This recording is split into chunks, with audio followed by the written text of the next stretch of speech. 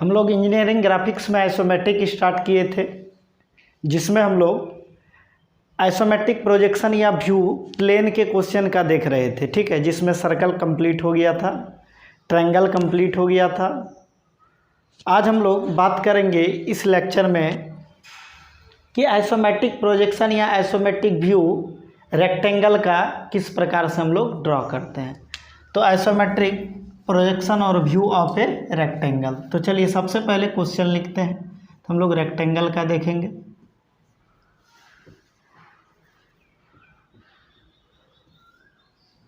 तो पहला क्वेश्चन लेते हैं हम लोग, draw the isometric projection of a rectangle of side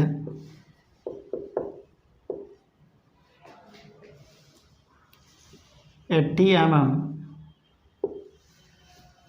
and 60 mm long when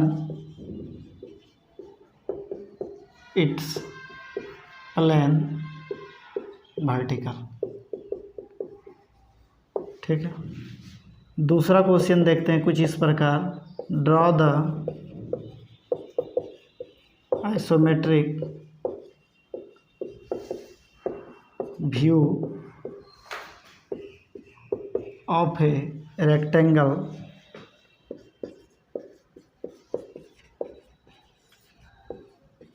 of side 80 mm and 60 mm long। ठीक, तीसरा क्वेश्चन देखते हैं, draw the isometric projection of a rectangle of side 80 mm and 60 mm long when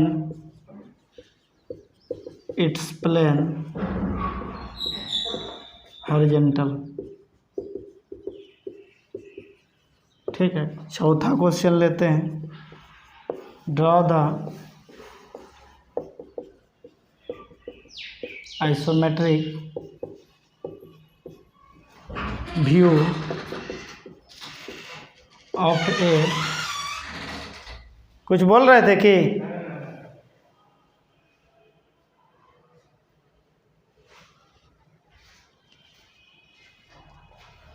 draw the isometric view of a rectangle of side 80 mm and 60 mm long when its plane horizontal। चार का चार question आप लोग note कीजिए, फिर question को समझेंगे, फिर इसके ग्राफिकल रिप्रेजेंटेशन को देखेंगे। तो चलिए पहला क्वेश्चन कह रहा है कि draw the isometric projection of a rectangle. Draw the isometric projection of a rectangle of side 80 mm and 60 mm long when it's plane vertical. तो देखिए पहला क्वेश्चन में, तो आइसोमेट्रिक का कोई भी क्वेश्चन होता है लैंग्वेज प्रॉब्लम, तो उसमें हम लोग क्या करते हैं, सबसे पहला काम ये करते हैं कि आइसोमेट्रिक प्रोजेक्शन है कि आइसोमेट्रिक व्यू है, ये पता लगाते हैं। क्यों? क्योंकि यदि आइसोमेट्रिक प्रोजेक्शन है तो पहले हम लोग आइसोमेट्रिक स्केल बनाएंगे, उसके बाद ग्राफिकल रिप्रेजेंटेशन में जो भी डाटा यूज करेंगे उसी आइसोमेट्रिक स्केल से हम लोग डाटा यूज करेंगे। मतलब जो आइसोमेट्रिक इसमें स्केल में आइसोलेंथ लाइन होता है, जितने भी डाटा यूज करेंगे सब आइसोलेंथ लाइन से मेजर कर करके यूज करेंगे। तो हम लोग का सबसे पहला रिक्वायरमेंट होता है आइसोमेट्रिक में कि अगर यदि लैंग्वेज का प्रॉब्लम है तो पढ़ के ये पता करेंगे आइसोमेट्रिक आइसोमेट्रिक प्रोजेक्शन कह रहा है कि व्यू कह रहा है? तो पहला क्वेश्चन में देखिए प्रोजेक्शन कह रहा है, इसका मतलब क्या हुआ कि आइसोमेट्रिक स्केल बनेगा। ठीक है, फिर रेक्टेंगल का आइसोमेट्रिक बनाना है तो उसमें उसका दिया हुआ है साइड 80 mm और 60 mm। उसके बाद हम लोग रिमार्क लगाते हैं। हम लोग जो फर्स्ट लेक्चर में रिमार्क कंप्लीट किए थे कि आइसोमेट्रिक के केस में जो ऑब्जेक्ट को इंक्लाइंड करते हैं तो या तो 90-30 पे करते हैं या 30-30 पे करते हैं। तो रिमार्क में लिखाए थे आपको कि कब इंक्लानेशन 30-30 कंसिडर्ड करना है, कब इंक्लानेशन 90-30 कंसिडर्ड करना है।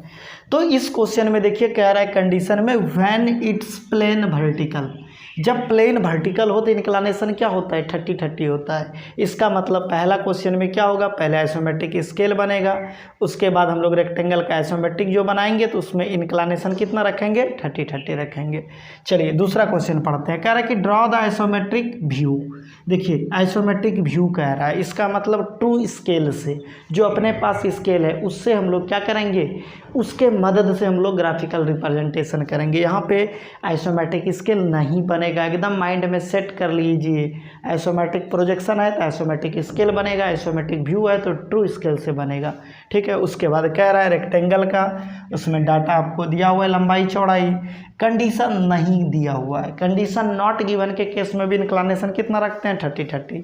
तो दोनों क्वेश्चन क्लियर है। पहला क्वेश्चन में क्या होगा कि आइसोमेट्रिक स्केल बना के फिर ग्राफिकल यानी कि आइसोमेट्रिक प्रोजेक्शन ड्रॉ करेंगे। ठीक है, जो भी ग्राफिकल रिप्रेजेंटेशन ड्रॉ करेंगे आइसोमेट्रिक स्केल के मदद से, इंक्लानेशन क्या रखेंगे 30-30। दूसरे क्वेश्चन में टू स्केल से बनाएंगे, इंक्लानेशन क्या होगा 30-30। चलिए तीसरा क्वेश्चन पढ़ते हैं। कह रहा है कि draw the isometric projection of a rectangle of side 80 mm and 60 mm long when it's plane horizontal.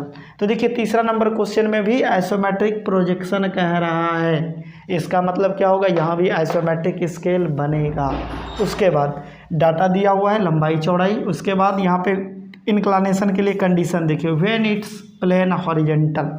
जब प्लेन हॉरिजेंटल का केस होता है तो इंक्लानेशन क्या लेते हैं हम लोग 90-30।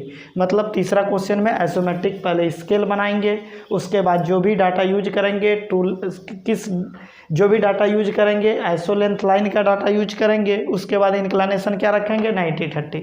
चलिए अगला क्वेश्चन कह रहा है कि draw the isometric view of a rectangle of side दिया हुआ है व्हेन इट्स प्लेन हॉरिजेंटल। तो देखिए चौथा क्वेश्चन में आइसोमेट्रिक व्यू कह रहा है, तो आइसोमेट्रिक व्यू कह रहा है तो क्या होगा ट्रू स्केल से बनेगा। उसके बाद कंडीशन क्या है 90-30 का, क्यों, क्योंकि प्लेन हॉरिजेंटल, तो प्लेन हॉरिजेंटल मतलब इंक्लानेशन 90-30। 4 का 4 क्वेश्चन यहाँ पे आप लोग नोट कर लीजिए अच्छे से। ठीक है, अब हम लोग इसके ग्राफिकल रिप्रेजेंटेशन को देखेंगे। चलिए स्टार्ट करते हैं। पहला तो चलिए सबसे हम लोग क्या करेंगे, ड्राइंग शीट पे नंबर देंगे। तो हम लोग नंबर दे देते हैं, 1 नंबर का हम लोग आंसर कर रहे हैं। तो ड्राइंग शीट पे सबसे पहला काम क्वेश्चन नंबर देना है, उसके बाद डायरेक्ट ग्राफिकल रिप्रेजेंटेशन ड्रॉ करना है। कोई दिक्कत? तो चलिए पहला क्वेश्चन में क्या कह रहा था आइसोमेट्रिक प्रोजेक्शन, तो इसका मतलब क्या होगा आइसोमेट्रिक स्केल बनेगा। तो आइसोमेट्रिक स्केल जो बनाइएगा तो उसमें डाटा कहाँ तक का आप आइसोमेट्रिक स्केल बनाइएगा, तो क्वेश्चन में देख लीजिएगा डाटा कितना मैक्सिमम यूज हुआ है। तो 2 ही डाटा यूज हुआ है रेक्टेंगल में, 2 साइड, तो 2 डाटा यूज हुआ है, तो 80 mm मैक्सिमम क्या है 80 mm। तो आप जो यहाँ पे आइसोमेट्रिक स्केल बनाइएगा कितने mm तक का 80 mm तक का। कैसे बनाते हैं, सबसे पहले हम लोग क्या करते हैं, एक लाइन ड्रॉ करते हैं, टू लेंथ लाइन जिसको कहते हैं हम लोग, टू स्केल से एक लाइन ड्रॉ करते हैं। तो चलिए यहाँ पे मार्क भी करेंगे 0 1 2 3 4 5 6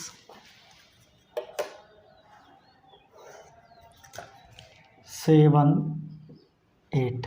ये कहाँ से लिए हम लोग, टू स्केल से लिए, 1 cm 2 cm 3 cm 4 cm, मतलब 10 mm 20 mm 30 mm इस तरह करके 80 mm तक हम लोग ले लिए, टू स्केल से टू लेंथ लाइन ड्रॉ किए। उसके बाद फर्स्ट एंड पे ठीक है 15 डिग्री का एंगल ड्रॉ करते हैं हम लोग। यहाँ पे कितने डिग्री का एंगल बनाते हैं, 15 डिग्री का एंगल बनाते हैं।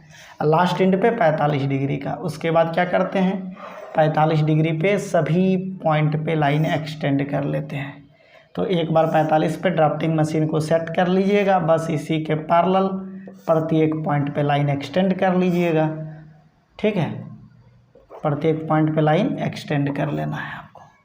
तो ये जो देगा यही क्या होगा आइसो लेंथ लाइन होता है, और यही यहाँ पे आपको डाटा यहाँ पे जो मिलेगा 1 2 3 4 5 6 7 8 मतलब 10 mm 20 mm, ठीक है, जो आइसोमेट्रिक लेंथ मिलेगा आपको, या कह सकते हैं कि आइसो स्केल में जो आइसो लेंथ लाइन होता है ये वाला होता है। तो जो भी डाटा यूज करेंगे यहाँ से मेजर करके करेंगे। तो सबसे पहला काम हम लोग क्या करते हैं कि आइसोमेट्रिक प्रोजेक्शन है तो आइसोमेट्रिक स्केल बनाते हैं। यदि व्यूअर आता है तो स्केल नहीं बनाते हैं, टू स्केल से हम लोग डायरेक्ट अगला स्टेप में आ जाते हैं। तो इस क्वेश्चन में, पहला क्वेश्चन में आइसोमेट्रिक प्रोजेक्शन कह रहा था, तो हम लोग आइसोमेट्रिक स्केल बना लिए। चलिए अगला स्टेप अपना क्या होता है कि जो भी लैंग्वेज वाला, जो भी सॉलिड या जो भी प्लेन होता है, तभी हम लोग प्लेन पढ़ रहे हैं, ठीक है, प्लेन का क्वेश्चन कर रहे हैं। अब प्लेन क्लियर होगा तभी सॉलिड क्लियर होगा। अब प्लेन और सॉलिड लैंग्वेज वाला प्रॉब्लम क्लियर होगा तभी कन्वर्जन जाके आपका क्लियर होगा। इसीलिए आइसोमेट्रिक में सभी लेक्चर इंपॉर्टेंट है, सबको कवर करना है। तो चलिए पहला स्टेप क्लियर हो गया। उसके बाद क्या करते हैं, प्लेन खुद व खुद एक बेस होता है, इसीलिए प्लेन को बंद करते हैं स्क्वायर या रेक्टेंगल में। तो ये रेक्टेंगल खुद है, तो रेक्टेंगल तो ऑलरेडी रेक्टेंगल में बंद है, ठीक है। तो स्क्वायर और रेक्टेंगल को बंद नहीं करते हैं, बाद बाकी जो भी शेप आता है उसको, चाहे पेंटागन हो, हेक्सागन हो, सर्कल हो, ट्रायंगल हो, हम लोग बंद किए थे स्क्वायर या रेक्टेंगल में। ये तो खुद रेक्टेंगल है, तो डायरेक्ट यहाँ पे एक रेक्टेंगल ड्रॉ करेंगे। तो रेक्टेंगल का साइड हम लोग दिया है कितना, हम लोग लेंगे कितना 80 mm, ठीक है। तो चलिए हम लोग क्या करेंगे 80 mm साइड लेंगे और एक रेक्टेंगल बनाएंगे। 80 और कितना दिया हुआ है 60 mm, तो 80 mm ले लिए इसका लंबाई, चौड़ाई ले लिए 60 mm, ठीक है। 80 mm और 60 mm लेके एक क्या किए, रेक्टेंगल कंप्लीट कर लिए। तो यहाँ भी 80 mm और 60 mm लेके एक रेक्टेंगल कंप्लीट कर लेंगे।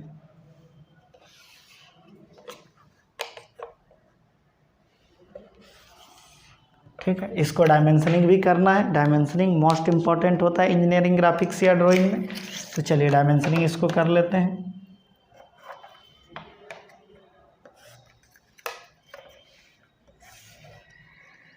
डायमेंशन लाइन आउटलाइन के बिल्कुल पैरेलल होना चाहिए।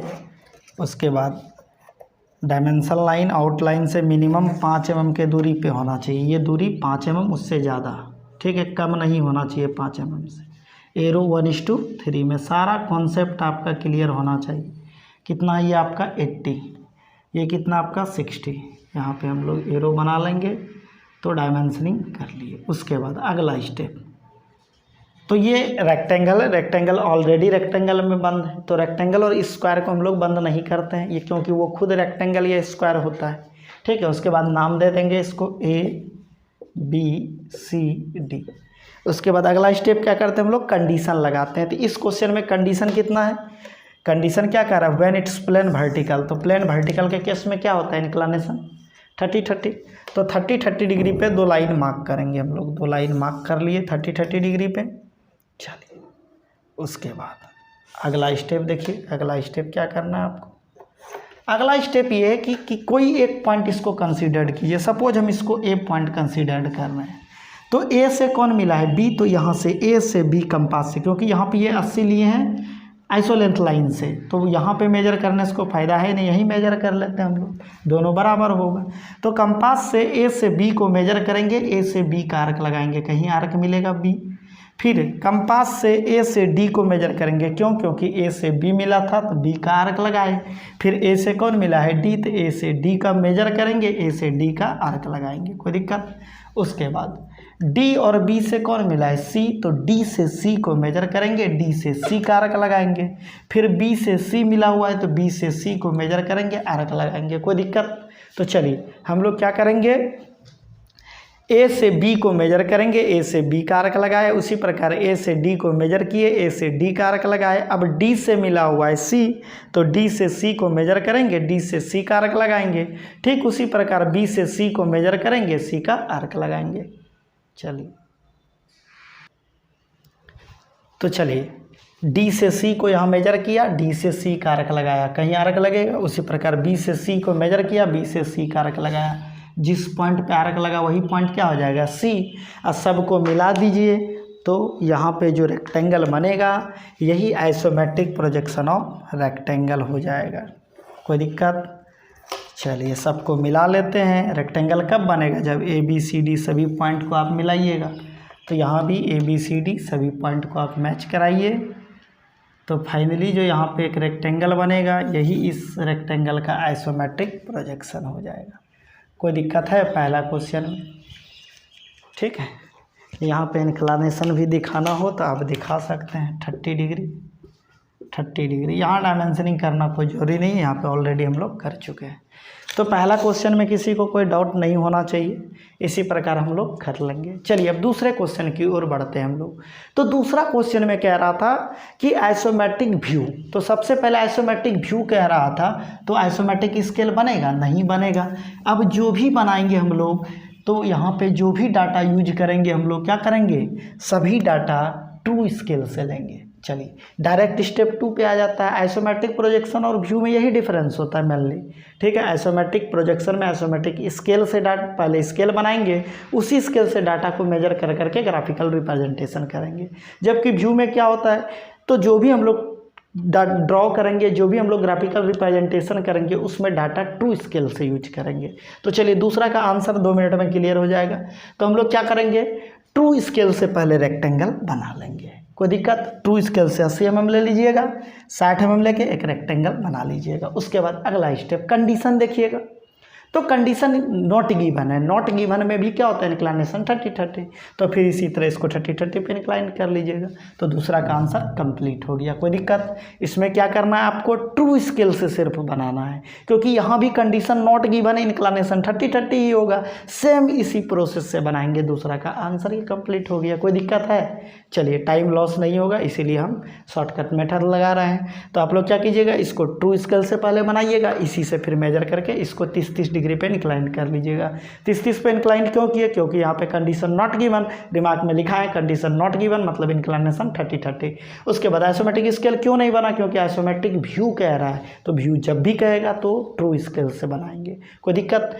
तो ये 2 नंबर का आंसर हो गया। चलते हैं अब 3 नंबर पे। कोई दिक्कत? तो आप लोग इसको भी ध्यान रखिएगा। चलिए अब हम लोग बात करेंगे 3 नंबर का आंसर। तो देखिए 3 नंबर भी बहुत जल्दी हम लोग क्लियर कर लेंगे। तो 3 नंबर का क्वेश्चन में देखिए क्या कह रहा है, आइसोमेट्रिक प्रोजेक्शन कह रहा है। तो प्रोजेक्शन जैसे कहेगा दिमाग चमकना चाहिए, आइसोमेट्रिक स्केल। तो दिमाग चमका, आइसोमेट्रिक स्केल बनाइए। 0 1 2 3 4 5 6 7 8 80 mm तक का बनाना है, क्योंकि मैक्सिमम डाटा 80 mm यूज हुआ है। फर्स्ट इंड पे 15 डिग्री, लास्ट इंड पे 45 डिग्री, सभी को 45 पे एक्सटेंड कीजिए। तो जहाँ जहाँ इंटरसेक्ट करेगा वही पॉइंट क्या देगा, आइसो लेंथ देगा। ठीक है, 1 2 3 4 5 6 7 8 दिखा लीजिएगा। 45 डिग्री, 15 डिग्री। कोई दिक्कत? चलिए उसके बाद यहीं से अब जो भी डाटा हम लोग यूज करेंगे सब आइसोमेट्रिक स्केल से मेजर करके, और आइसोमेट्रिक में भी क्या, आइसो लेंथ लाइन से डाटा यूज करेंगे, क्योंकि ये तो ट्रू लेंथ से हम लोग ट्रू स्केल से ड्रॉ किए, ये ट्रू लेंथ लाइन है। ये कहाँ से आप लिए, ट्रू स्केल से, ट्रू लेंथ लाइन हो गया। तो आपको आइसो लेंथ लाइन से डाटा मेजर करना है। तो चलिए आइसो लेंथ लाइन से डाटा मेजर करके 80 mm लंबा, 60 mm चौड़ा एक रेक्टेंगल कंप्लीट कर लेंगे। ये 2 स्टेप क्लियर हो गया।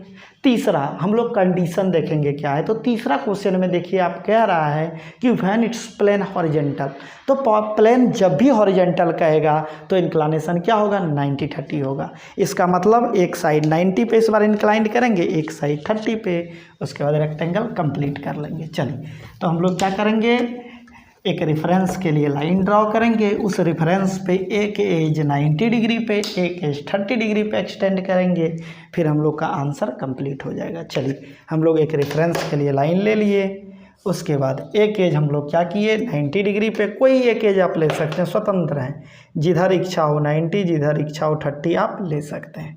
तो चलिए मेरा इच्छा है इधर 90 ले लिए, इधर 30 ले लिए अपने मन से। कोई दिक्कत?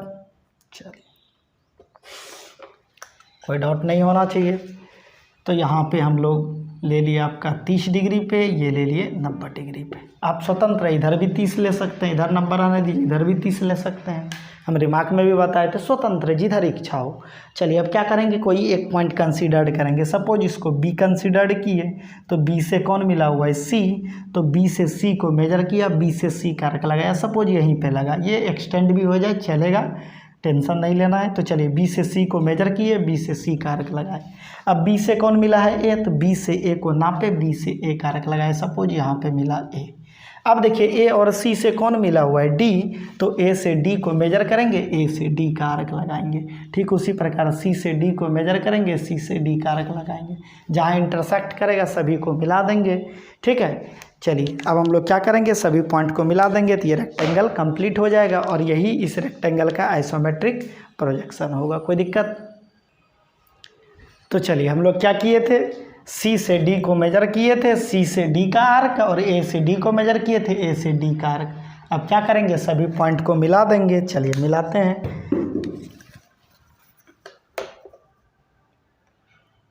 क्योंकि रेक्टेंगल कब बनेगा, जब सभी पॉइंट को मिलाएंगे।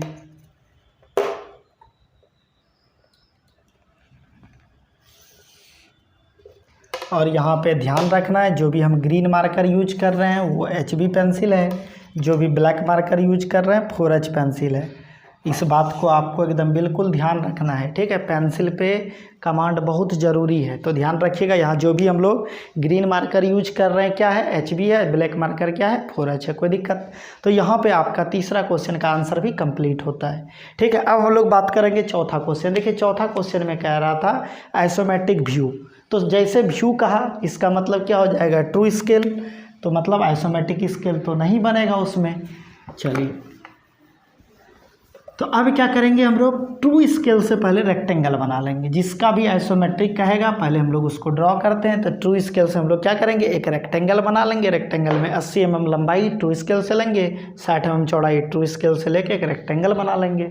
उसके बाद कंडीशन देखेंगे, तो यहाँ भी कंडीशन आपका 90-30 ही है। क्यों? क्योंकि यहाँ भी कह रहा है कि व्हेन इट्स प्लेन हॉरिजेंटल। तो प्लेन हॉरिजेंटल मतलब 90-30। इसको ट्रू से बनाएं तो फिर यहाँ से मेजर कर करके ये बना लीजिएगा। ये आपका 4 नंबर का आंसर हो जाएगा। कोई दिक्कत? तो यहाँ पे आपका isometric projection of a rectangle या isometric view of a rectangle हम लोग कैसे ड्रॉ करेंगे कंप्लीट होता है। मिलते हैं हम लोग नेक्स्ट लेक्चर में, बात करेंगे आइसोमेट्रिक व्यू और isometric projection of A square. Thank you for watching. आप लोग हमारे चैनल को लाइक तथा सब्सक्राइब करें और अपने दोस्तों के बीच शेयर करें।